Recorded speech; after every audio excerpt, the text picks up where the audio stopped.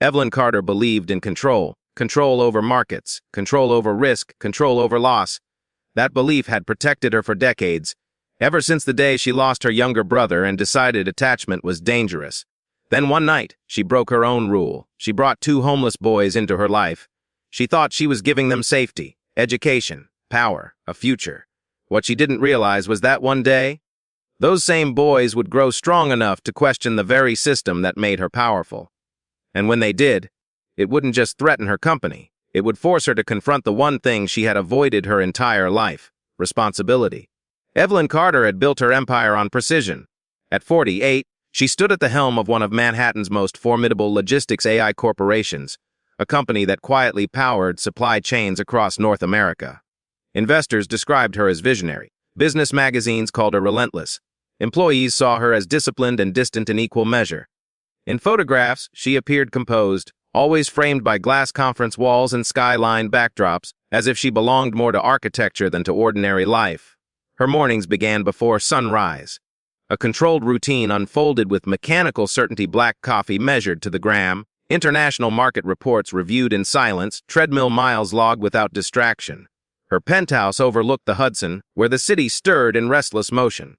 From 40 stories above, the chaos of New York looked manageable, almost abstract. The higher she lived, the less she had to feel. Those who worked under her authority understood that meetings with Evelyn were never casual. She spoke in concise analysis, expected clarity, and tolerated no emotional detours. In boardrooms, she was unshakable. She could dismantle a weak proposal in under 3 minutes and rebuild it into something scalable. Her presence commanded attention not through raised volume, but through quiet certainty. It was the kind of leadership that saved failing companies and restructured dying systems. Yet when the meetings ended and the glass doors slid shut, the silence followed her home. Evelyn's philanthropy was substantial but impersonal.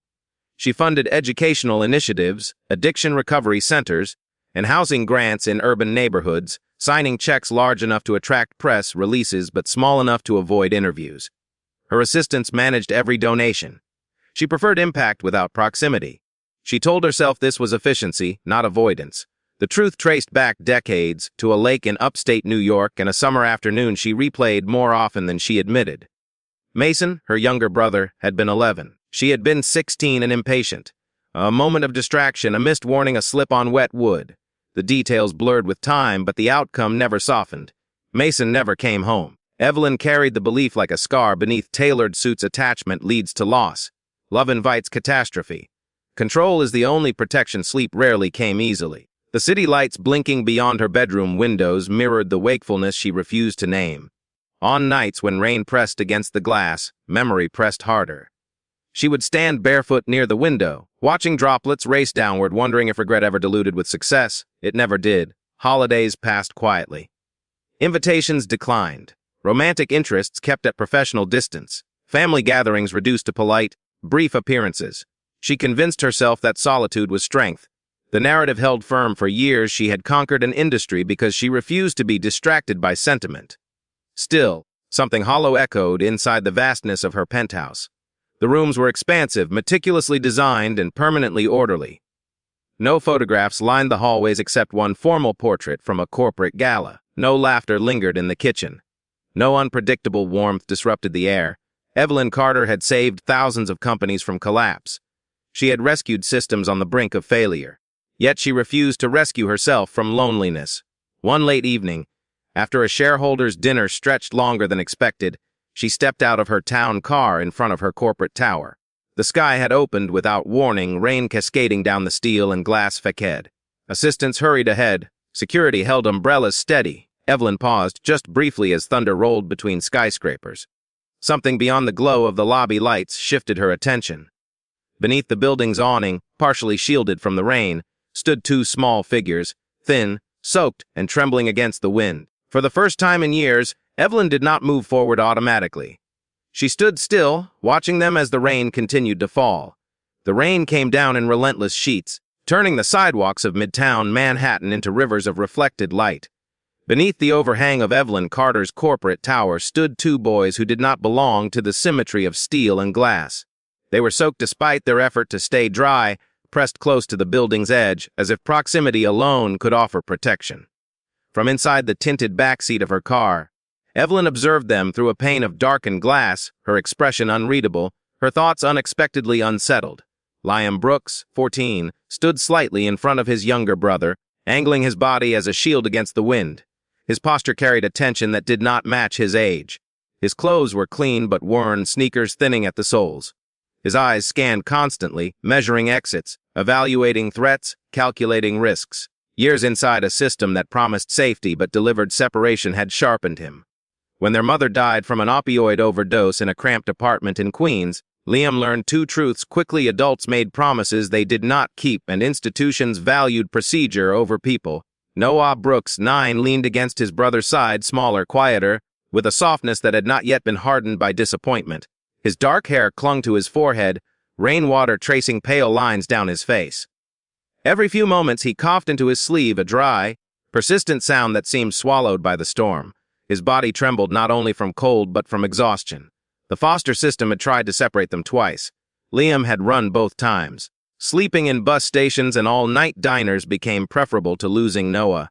They had arrived in Manhattan 3 days earlier, drawn by the myth that big cities made it easier to disappear. Liam believed if he stayed invisible long enough he could find work, save money, build something resembling stability. He did not trust charity. He trusted survival. Inside the car, Evelyn felt something unfamiliar press against her carefully maintained detachment. She told herself this was not her concern. The city overflowed with need. Intervention invited complexity. Complexity invited attachment. And attachment had once cost her everything.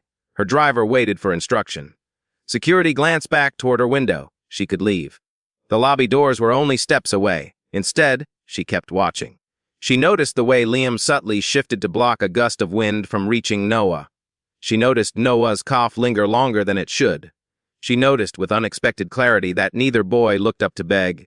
They stood with the guarded dignity of children who had learned not to expect kindness. The internal debate lasted seconds, though it felt longer. Walk away and preserve order. Step forward and disrupt it. Evelyn opened the car door herself. Rain immediately soaked the sleeve of her tailored coat, cold and intrusive. Liam's posture stiffened when she approached, suspicion flashing across his face. Noah blinked up at her with quiet curiosity. She did not offer dramatic reassurance or promises. She offered something practical: warmth, food, a medical evaluation, temporary assistance. Nothing more. Within an hour, arrangements were set in motion. A private driver transported the boys to a discreet hotel. A physician was scheduled to assess Noah's cough. A legal consultant was contacted to clarify foster regulations. Evelyn repeated the same word to her assistant twice that evening: temporary. Yet temporary began to stretch. Days became structured check-ins. Check-ins became visits. Paperwork accumulated. The boys remained together under supervised housing funded quietly by her office. 2 weeks later, during a legal consultation, a social worker explained with bureaucratic calm that placing the brothers separately would simplify long-term arrangements. The statement was logical, efficient, and devastating. Evelyn listened without visible reaction. Then, in a decision that startled even her closest advisor, she reached for the documents placed before her. She signed papers she had never intended to sign. The first morning Liam and Noah Brooks woke inside Evelyn Carter's Westchester estate, the silence felt unnatural. The house did not creak, did not echo with neighbors arguing through thin walls, did not hum with traffic pressing against brick. It stood behind iron gates and trimmed hedges, designed with intentional symmetry and quiet luxury. For the boys, the space felt less like a home and more like a museum where they were afraid to touch anything. Evelyn had prepared for logistics, not emotion. Guest suites had been redesigned into bedrooms overnight. New clothes lined the closets in careful sizes. The kitchen staff received instructions to simplify meals. Security protocols were adjusted. Structures were drafted. Structure was her language of care. But culture does not adjust as quickly as furniture. Liam moved through the estate cautiously, noting camera placements, memorizing hallways, observing staff patterns. He woke early out of habit and folded blankets with military precision as if expecting inspection. He avoided asking for anything directly. Gratitude remained guarded. He tested boundaries in subtle ways, ignoring tutors at first, disappearing into the property's wooded edges without permission, refusing to make eye contact during formal dinners. His distrust was not loud, but it was persistent. Noah responded differently. He wandered into the sunlit library and ran his fingers across shelves he could not yet read fully.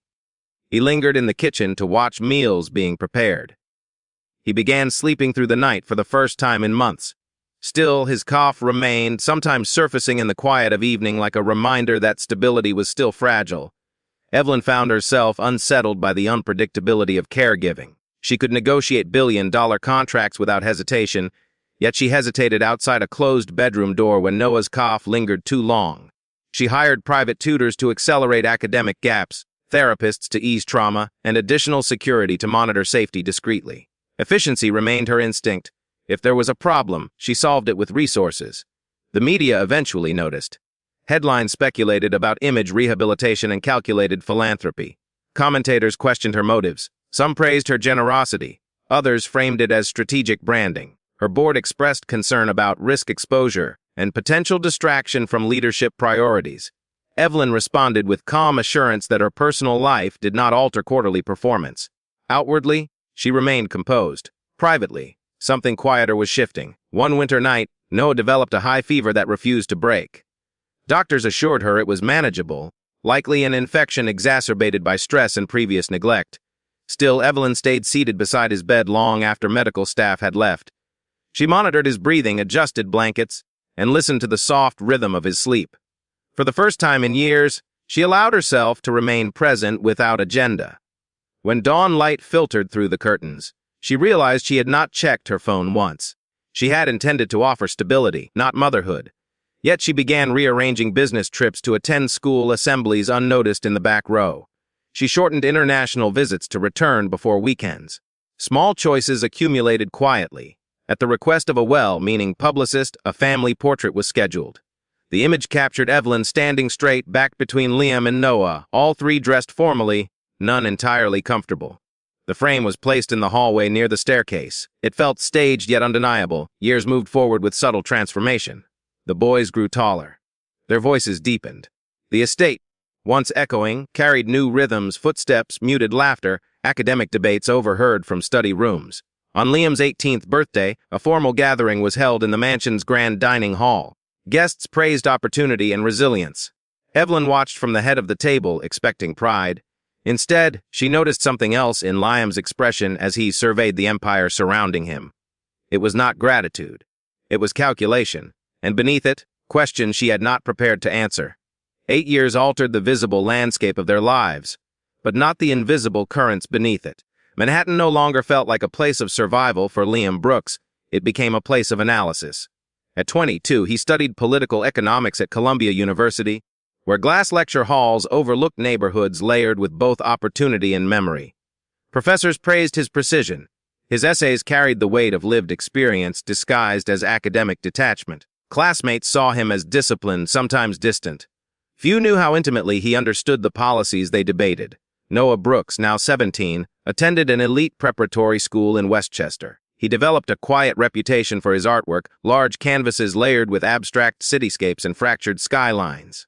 Teachers admired his restraint. His pieces often centered on buildings that seemed to tilt slightly off balance, as if stability were temporary. His childhood cough had eased but never fully disappeared, surfacing during colder months or stressful weeks. He avoided attention when conversations turned toward their past, preferring paint to explanation. Publicly, the narrative remained simple and polished. Media profiles occasionally resurfaced the story of the billionaire who rescued two brothers from the streets.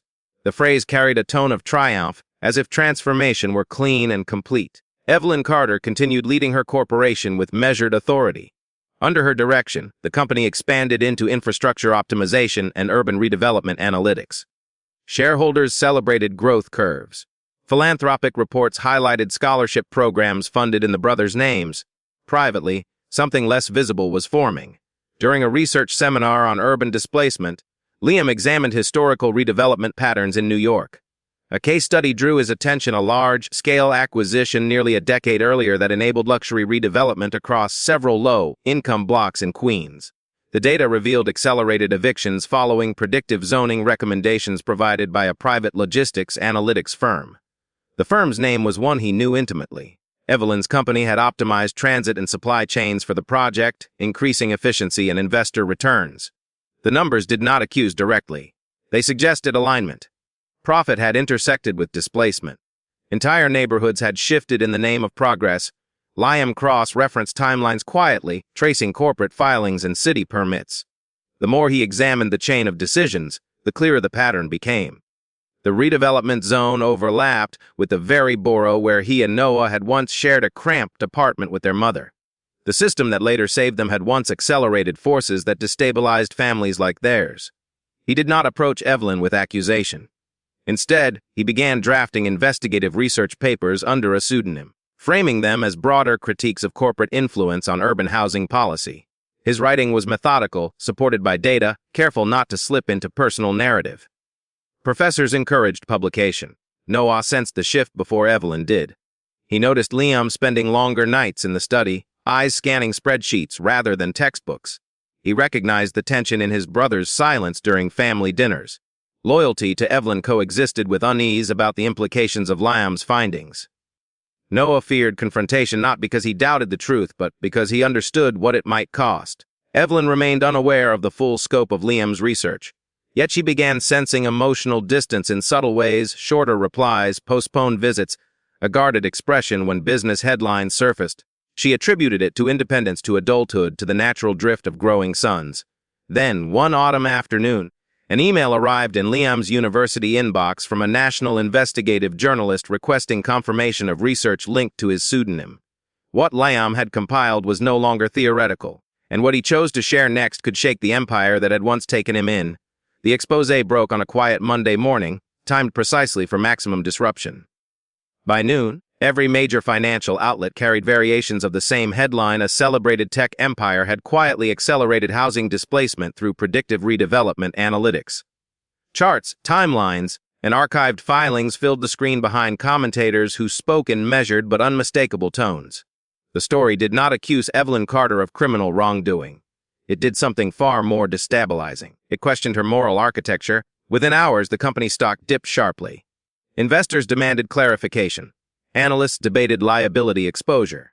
Social media threads resurfaced the old human interest narrative about the billionaire who had rescued two brothers from poverty. The contrast sharpened into irony. The woman who symbolized opportunity was now associated with policies that had destabilized vulnerable neighborhoods. Evelyn first encountered the report not through the press, but through a flood of internal alerts. Her executive team requested an immediate conference call. The board scheduled an emergency session. As the evidence was laid out on a digital screen in the glass-walled boardroom she had designed years earlier, Evelyn experienced something unfamiliar: silence within herself. The acquisition in question had been executed 8 years earlier during a period of aggressive expansion. Her firm had optimized transit data and supply chain projections for a redevelopment consortium, improving investor efficiency by significant margins. At the time, the metrics signaled success. What she had not examined closely enough were the downstream effects: eviction acceleration, zoning pressure, indirect displacement. The analytics had not forced families out, but they had enabled systems that did. Evelyn requested archived internal memos and independent impact assessments. As she reviewed them alone later that evening, the data no longer looked neutral. It told a story she had chosen not to see. Profit had intersected with human fragility. She had not ordered displacement, but she had prioritized expansion over hesitation. Then another revelation surfaced. The investigative journalist cited an anonymous academic source whose research had anchored the exposé. The methodology was precise, almost familiar. When her legal counsel quietly traced the pseudonym back to Columbia University records, the name attached to it carried weight beyond corporate damage: Liam Brooks, the boy she had taken in from the rain, the young man she had funded through private schools and university tuition. He had not fabricated evidence. He had assembled it. Public backlash intensified as commentators framed the situation with blunt simplicity. A billionaire who once saved two boys from poverty had built an empire partly intertwined with the very forces that destabilized families like theirs. The narrative of hypocrisy spread faster than any formal rebuttal. Inside the mansion, Noah discovered Liam's involvement before Evelyn was formally informed. He confronted the implications privately, understanding that his brother's intentions were rooted in principle rather than revenge. Still, loyalty divided him. He feared the fracture that might follow. In the boardroom, pressure mounted. Several directors expressed concern about reputational sustainability. Legal teams advised strategic distancing. Investors demanded visible accountability. Evelyn sat at the head of the long glass table, absorbing projections of risk and public sentiment. Beneath the composed exterior, a sharper conflict formed. Was this betrayal, or was it awakening?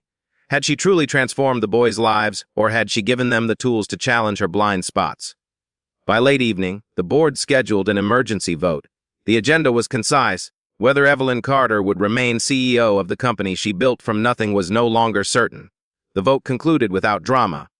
There were no raised voices, no visible fractures across the polished surface of the boardroom table. The decision was framed as temporary, procedural, necessary for stabilization. Evelyn Carter was asked to step down as CEO pending review and restructuring. The company she had built over decades would continue without her at its helm, at least for now. News outlets described it as a strategic pause. Market analysts called it inevitable. Social media labeled it accountability. By evening, satellite trucks lined the street outside corporate headquarters. Commentators speculated about severance packages and succession plans. The frenzy fed on momentum, but inside Evelyn's Westchester estate, the silence returned with startling familiarity. The mansion felt larger again. Staff moved carefully, aware of tension but instructed to maintain routine. Evelyn declined interviews and avoided public statements. She walked through rooms that once echoed with adolescent footsteps and academic debates, now filled with stillness. Power, she realized, had always been loud. Its absence was quieter but heavier. Liam returned home 3 days after the vote. He arrived without press attention, carrying nothing but a duffel bag and the certainty that confrontation was unavoidable. He expected distance. He prepared himself for severed ties. The estate gates opened as they always had, but the atmosphere inside felt altered, stripped of ceremony. Evelyn did not greet him with accusation. Instead, she spent long hours alone in her private office reviewing archived financial records, including internal community impact reports that had been filed years earlier and then buried beneath more favorable projections. She read footnotes she had once skimmed, projections she had once prioritized over caution. The language was clinical, but the implications were human. Families displaced. Rent spikes accelerated. Local businesses folded under redevelopment pressure.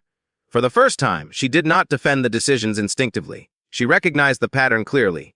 She had chosen profit over pause, efficiency over examination, growth over reflection. Outside her office, Noah moved more slowly than usual. The stress of the unfolding crisis had triggered a relapse in his underlying respiratory condition. Doctors assured them it was manageable, but the return of weakness unsettled the fragile stability they had built. Noah's illness was not dramatic, yet it was symbolic, a reminder that even progress carried vulnerability. Power had faded, but responsibility remained. Evelyn faced a decision that would define her more than any quarterly report. Her legal team outlined aggressive counter-strategies, challenged the expose's framing, dispute causation, protect shareholder value. She listened, then declined. Retaliation would preserve status, but it would not correct harm. Instead, she began drafting a restitution strategy, community reinvestment funds, transparent housing impact audits, voluntary restructuring of predictive redevelopment contracts. The plan would reduce profit margins significantly. It would also acknowledge consequence. The board scheduled a public hearing to address stakeholder concerns and evaluate leadership direction. The date was announced widely. Speculation intensified about whether Liam would testify against her. On the morning of the hearing, cameras crowded the courthouse steps. Evelyn stepped out of her car without hesitation, composed but altered by reflection rather than pride. Inside the packed chamber, she prepared to accept whatever followed. Then the doors opened again. Liam entered, not carrying notes of accusation, but something entirely unexpected in his expression as he took his seat before the panel. The public hearing in Washington unfolded beneath bright lights and measured scrutiny. Lawmakers, shareholders, journalists, and policy analysts filled the chamber with a quiet intensity that felt heavier than accusation. Evelyn Carter sat at the center table, no longer shielded by glass walls or boardroom privilege. The setting was stripped of corporate polish. Here, language carried consequence beyond market fluctuations. When called to speak, she did not begin with defense. She began with acknowledgement. Her voice remained steady as she addressed the data, the redevelopment analytics, and the cascading effects that had followed. She clarified that the company had operated within legal boundaries, but she did not hide behind legality. She admitted that the pursuit of expansion had overshadowed sufficient community review. Predictive efficiency had accelerated displacement in vulnerable neighborhoods. Profit had moved faster than empathy. The chamber shifted subtly at her candor. Commentators later described it as unexpected. Investors described it as costly. For Evelyn, it felt necessary. She announced the formation of a comprehensive restructuring fund dedicated to families and small businesses affected by redevelopment zones linked to her firm's analytics. The initiative would finance affordable housing stabilization programs and independent oversight audits for all future urban contracts. More significantly, she declared her intention to transfer a majority portion of her personal shares into a permanent community trust governed by independent trustees rather than corporate executives. Control, once the axis of her identity, was voluntarily relinquished. Media outlets reacted with astonishment. Financial analysts recalculated projections in real time. Headlines shifted from scandal to reform. The narrative no longer centered solely on exposure, but on response. When Liam was invited to address the panel, speculation sharpened. He spoke without spectacle. He explained that his research had not been designed as retaliation. It had been an effort to reconcile gratitude with truth. He acknowledged the opportunities he and Noah had received, while emphasizing that opportunity did not erase systemic consequence. His testimony reframed the story from personal conflict to institutional accountability. Across the country, Noah's art exhibit opened quietly in a Manhattan gallery. The collection was titled, Homes That Move. Large canvases depicted buildings layered over faint outlines of families, suggesting that architecture and human life were inseparable. Critics praised the emotional restraint in his work. Viewers lingered longer than expected before each piece, recognizing fragments of displacement rendered without bitterness. For Evelyn, redemption did not feel triumphant. It felt clarifying. She had spent decades mastering control, equating dominance with safety. In surrendering majority ownership, she discovered an unfamiliar steadiness. Legacy no longer meant market capitalization. It meant repair. In the months that followed, the company stabilized under ethical restructuring. Independent auditors monitored redevelopment contracts.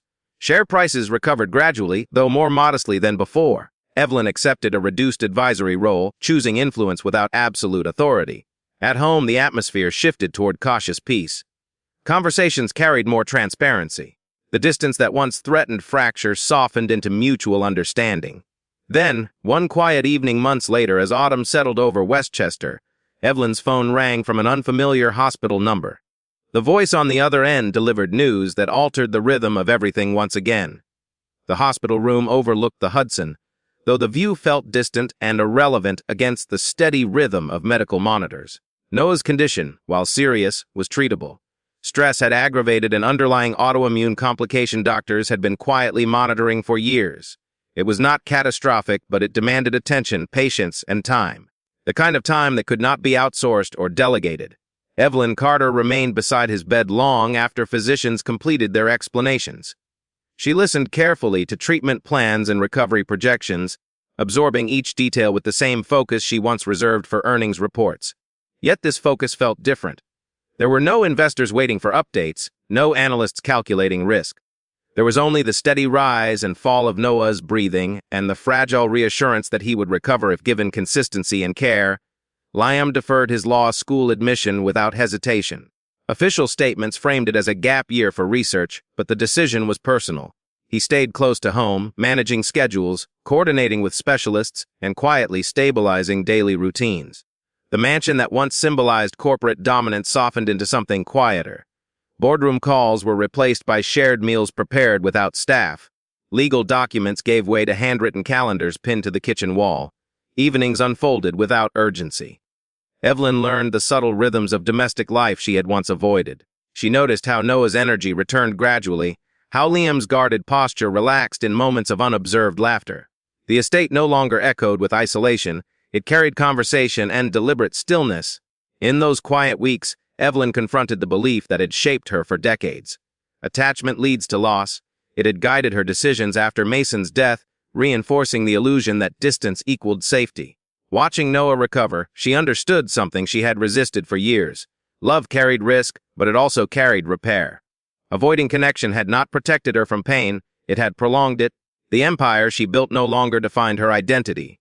Her advisory role at the company remained steady but secondary.